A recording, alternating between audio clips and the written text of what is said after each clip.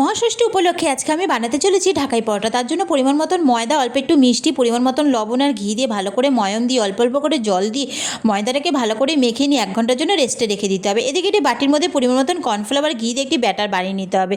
মেখে রাখা ময়দা থেকে ছোটো ছোটো করে লেচি কেটে নিয়ে শুকনো ময়দা ছড়িয়ে দিয়ে রুটির মতন পাতলা করে বেলে নিয়ে তৈরি করে রাখা ব্যাটারটি ভালো করে চারিদিকে মাখিয়ে নিয়ে একটি ছুরির সাহায্যে মাঝ বরাবর কেটে নিয়ে সব দিক সমান রেখে দিয়ে আস্তে আস্তে করে গোল করে নিতে হবে এবং লাস্টের পার্টটা ভালো করে মুড়ে দিতে হবে। দেখতে অনেকটা পানের খিলির মতো লাগবে। এবার মাঝখানে সামনের দিকটাকে ছুরির সাহায্যে কেটে নিতে হবে আর কিছুটা ঘি মাখিয়ে কিছুক্ষণ রেখে দিতে হবে। এখানে আমি সব কিছুতেই ঘি ব্যবহার করেছি, তোমরা চাইলে সাদা তেলও ব্যবহার করতে পারো।